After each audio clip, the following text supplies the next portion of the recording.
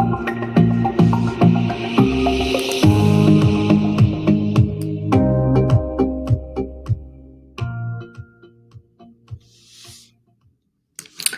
everybody, it's Stacey Staaterman, and I'm back with another Level Up leadership discussion, and I'm really excited for my guest today. As you know, I'm focused on this topic because 2021 is a different year. We got to renew, we got to pivot, we got to thrive. And as you know, I'm obsessed with this idea that the future does not fit in the containers of the past, and that leveling up is the way we make a difference for ourselves, for our companies, for pretty much everything. So I'm excited to have a new friend here who does something really special and different. Jeff Saperstein, he's a career transition coach with a special focus area. He does a million things and has been a number of things that I know will resonate with many of the people that I'm connected to: author, lecturer, former ad guy, transition coach, helps people write memoirs, sitting in the middle of Silicon Valley, although a former New Yorker. And one of the things that I was really interested in hearing more about from Jeff, and we spent some time on the phone a couple of weeks ago, was thinking about this idea of legacy and the thinking about the idea that, you know, we need to like lean into things in a different way than many of us were led to believe was the only way. So I'm excited to have you here, Jeff. Thanks for making some time. Thank you, Stacey. I'm thrilled to be with you, and I'm excited about this conversation. So let's jump in. Yeah, let's jump in. So I asked, as I asked all my guests, to reflect on some kind of core ideas, mantras, quotes, things that are a point of inspiration. And you shared this idea of living your legacy forward and distinguishing yourself and not being defined by others. So I think I know what that means, and we did talk a little bit about it. But tell the viewing audience what's this all about and why it matters. Well, thank you, Stacey. You know, when we think about legacy, usually it's backwards, and legacy is what you leave behind after you're no longer here. Mm-hmm. And that kind of did make sense in terms of how we live our lives. And if we're going to live our lives purposefully with meaning, and feel as if we're whole and alive, which I think everybody would like to feel rather than dull and soul crushed. Well, if you live your life as if your legacy is forward, that means that the way you are with people, the choices you make, what you try to attain, how you are, distinguishes you. And so this idea of being distinguished rather than defined, most of us have been defined by little boxes. I'm a New Yorker. I have a certain ethnicity. I'm a male. I'm an ad guy. You fill in the blanks. As soon as you call yourself whatever it is, you are defined by that, and others see you that way, and you then measure yourself in terms of your progress in your career, in terms of, well, if I'm in an ad agency, I'm supposed to be the president, so where am I relative to that? Well, that's putting the ladder on the wrong wall often. And what we want to do in distinguishing ourselves is figure out, what is our legacy? What is it, the way that we're going to be in the world? And how would I live differently? What choices would I make so that I'm distinguished in my activities, in my relationships? And by distinguished, I mean I've made my choices and I've gone for what's attainable, taking calculated risks for my own happiness. And we can get into what that means. But I think it's a different way of approaching life, and people can be much happier that way. So it does seem, so first of all, that really resonates with me. I know that's not a surprise to you because I do as a coach, but it is kind of not what we're really taught to do. Like, you know, and you teach also. So I'm curious, like, is this, why is this coming up now? I mean, has this always been important and we just ignored it, or what, has the world changed? What are your thoughts? I think consciousness has changed. So on a macro view, we kind of recognize with climate change, which we're all experiencing now, with the pandemic, with the economy, that it's no longer fits in the little box of, oh, the government will take care of it and I don't have to worry about it. No, we're now in a different global state of mind, a consciousness, addressing things with different organizations and new ideas. The Me Too movement, by the way, is a wonderful example of, didn't come from an organization, it came through social media. And so I think that when we're looking at life and work and what we do, we look at it in the context of what has changed, and certainly the fact that people can work virtually, geographically dispersed. They can have flexibility and autonomy, and young people particularly do not want to fit into the structures and the boxes and the roles and the functions that organizations have defined for them. And you see in schools, particularly in university, there is this disconnect because universities move glacially in a rapidly changing environment, and they're struggling with that. And then I teach writing, and I teach writing to people who are, I don't know whether you call them disadvantaged or peripheral. They're minority people. They haven't had great experiences with writing, but you try to encourage their confidence and give them what to write that's relevant to them. So rather than assigning them Silas Marner from the 19th century and say, write your essay on, something that's irrelevant to you, you choose videos, you choose materials, and you let them speak from their own voice, and then you can apply writing in a way that's relevant to them.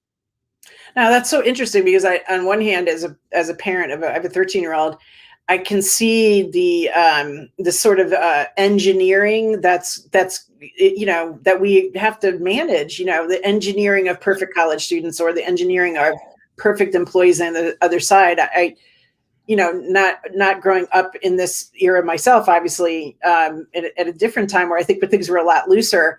It seems like we're going to have a different set of challenges with people who are entering the workforce than maybe the Gen X, the Boomer, era, which is so fascinating. It seems like we've swung now the other direction or a different direction that creates a different set of confines. Absolutely. I'll give you an example. I have 5 grandchildren. So when my granddaughter was 8, she's now 11, she was doing the Rubik's Cube. And I'm looking at this 8-year-old do the Rubik's Cube. Well, she was watching a video on the internet of a guy step by step doing this girl sat for 1 hour and followed the directions, and she assumed that anything she wants to do, she can see a video on the internet. That would be inconceivable to those of us who grew up in another era, that you do a Rubik's Cube by yourself. How do you bring the internet into your play? And yet this 8-year-old understood that. I use that as an easy example for everyone to understand. So when you're looking at artificial intelligence, when you're looking at what is your AI partner, as when you use your GPS, I don't even have to know where I'm going anymore. I just put it in and the GPS tells me. Well, so much of work and so much of life is now different. And we have to, those of us that are working with young people really need to become aware of a different consciousness and a different use of tools. Yeah, interesting. Well, and it's sort of there. I think about the level of responsibility, that is on the shoulders of leaders who are inventing some of these tools, which are on one hand miraculous, but on the other hand, can unknowingly unleash a chain reaction of events that were not really part of the original product design, but has, like, there was something on one of the morning shows the other day about basically businesses that are designed to help kids turn in essentially papers that written on 5,000 miles around the world by to sort of cheat the system in how work is submitted, say, in colleges. And I don't think people thought that would be a great application for the technology that allows that. But it does kind of point back to this kind of deeper consciousness that you mentioned. We have to know why we're doing stuff, and to be leading with a humanity, like a level of commitment, a quality, a standard of care for the people around us, for the environment, for everything. Would you agree?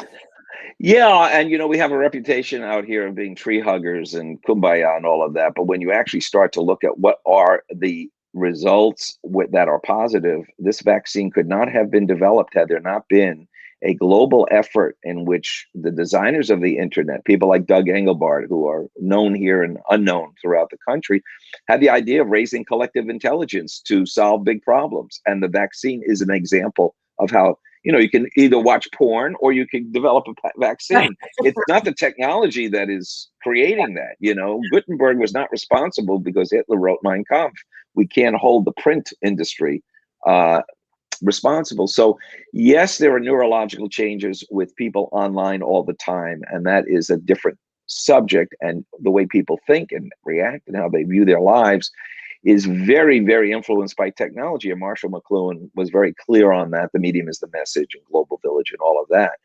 So I think that where this gets real is that if you're interested in taking a kind of a barometer on your life, you can look at purpose in three ways. How do you feel about yourself in the work and the life that you have? How do you feel with the people you are working with? What is that collaborative spirit? Are you aligned in passion? Are you aligned in terms of values? Are you aligned in terms of how you work with one another? And that's a very big part of work today.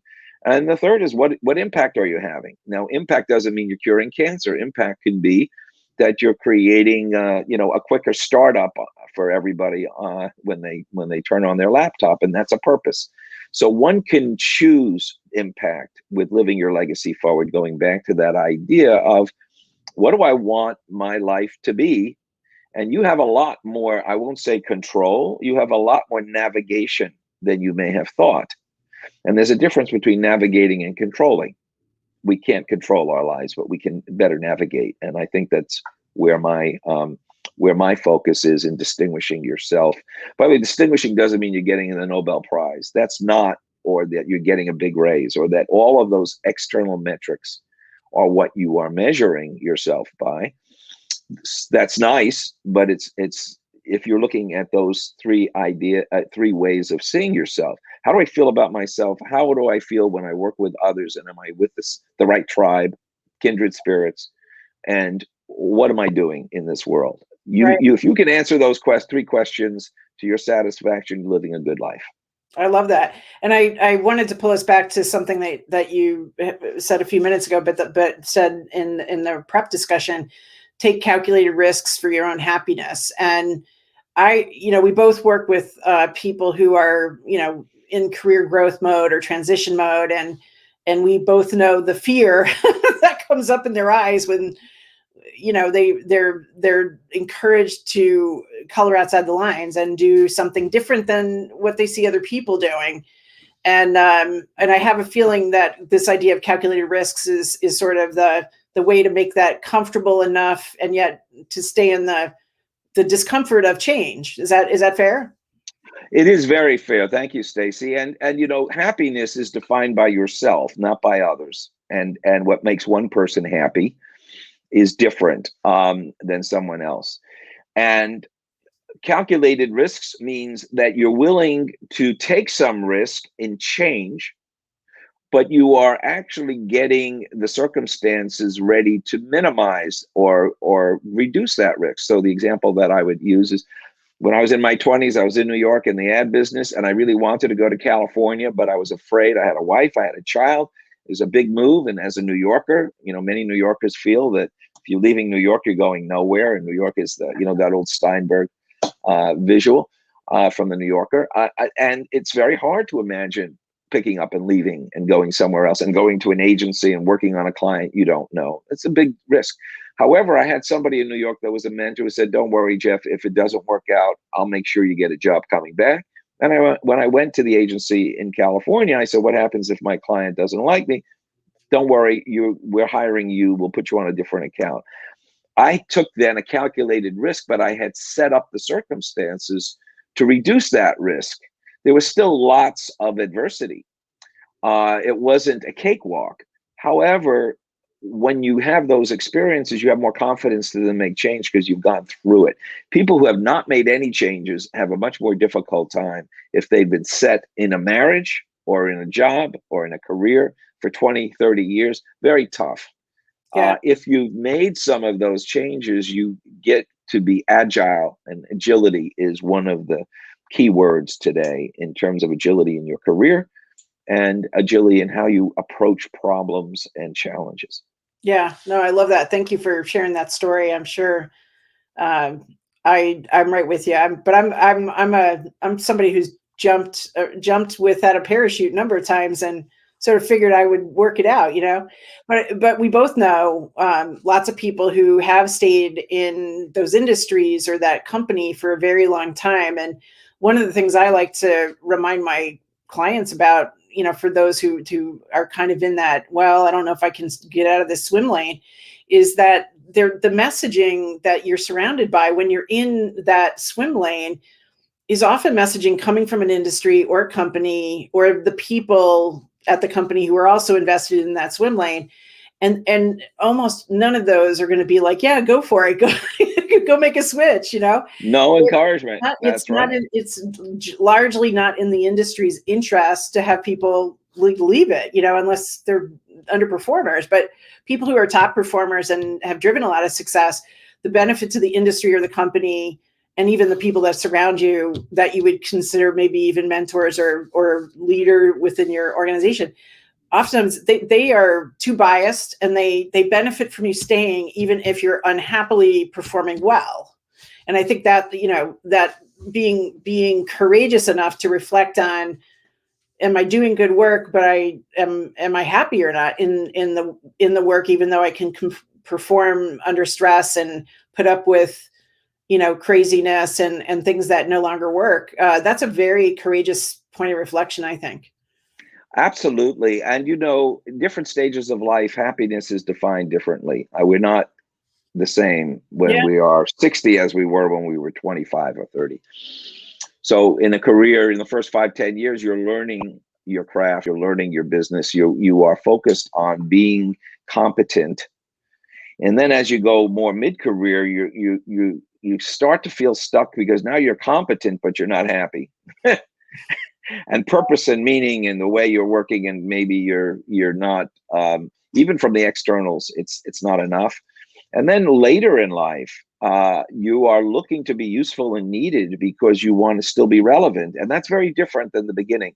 So I'll give you an example. There was a guy who was a very high level vice president in a very well-known Fortune 100 company, had a great job, and at age 60 he became a hospice worker, and I met him. Wow. And he said, Jeff, I'm guilty at how happy I am being the last person that this individual is going to have in their life. And it was he almost was in tears. And I thought to myself, wow, talk about happiness. Here was a guy who had everything externally. Why would you want to be a hospice worker? And yet, if you look at hospice workers, I won't say they're happy people, but they feel like they're living their legacy forward. And that what gives them that energy is that at that stage of their lives, they feel that they are serving a purpose. And it's extraordinary how people who are aligned with purpose are happier. Yeah, no, that totally resonates for me. And I know, well, many people who watch this, the other thing that I think sometimes can be a blind spot for people is that those stages that you mentioned, you know, the first part's like, I'm an adult, I can have a house, an apartment or whatever. I can pay all the bills. I can have a job. I can adult. And that's a big part of the starting out phase.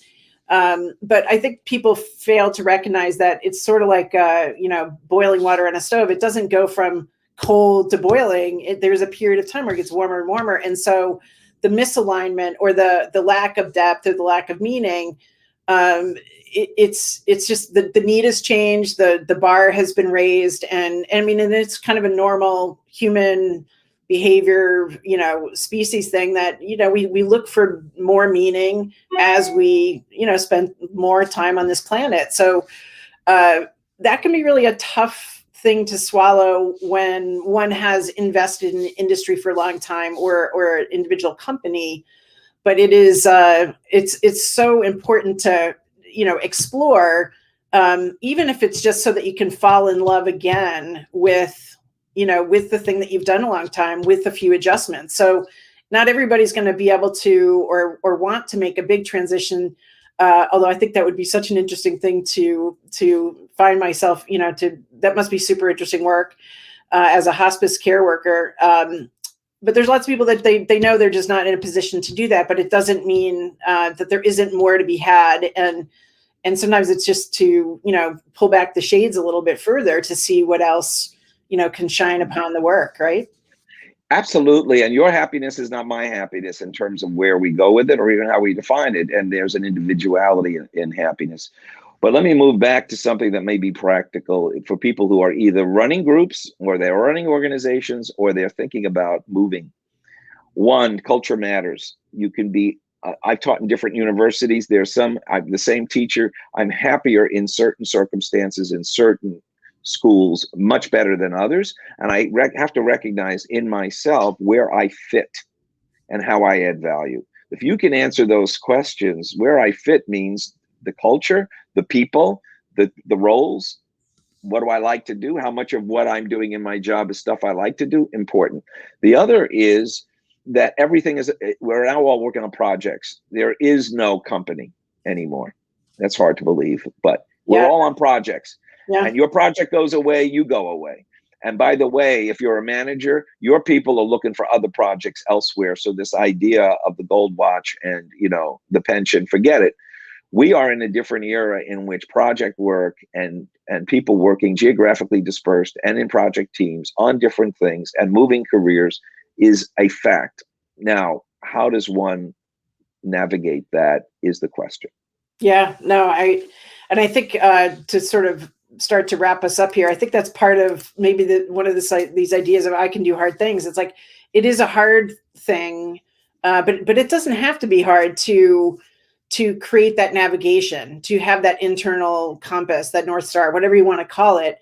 We weren't for many, many generations, nobody taught us about the need for that, but I see exactly the same things. The idea that, in 1963, my dad walked into IBM and he didn't leave until it was 30 years. And that will never happen. That will never happen again, I don't think. And so the critical thing is that guiding approach, knowing what you want, knowing how to ask for what you want, and being okay with sometimes this will be the right thing. And there's this is business, but this is also personal business. And it's up to us to lead ourselves powerfully through that. So I don't know if, as you think about this notion of I can do hard things, if there's something else that comes up for you, but I'd be anxious to hear what you think. I'll quote somebody who comes from a completely different generation, Andrew Carnegie, who wrote How to Win Friends and Influence People. You haven't read it, it's still one of the greats. And he said, you will be successful if a lot of other people want you to be. And I would leave with the idea that you do not build your life alone, that you build it with others, and that others create opportunities with you and you create opportunities for others. And in a way, we're all in the sandbox together. So how you play is with others is going to be really important. And that's something that has not been focused on enough, either in the organization or in universities. Individual work and individual accomplishment will only get you so far. And often you'll burn out. Yeah. And it's with others that you will thrive.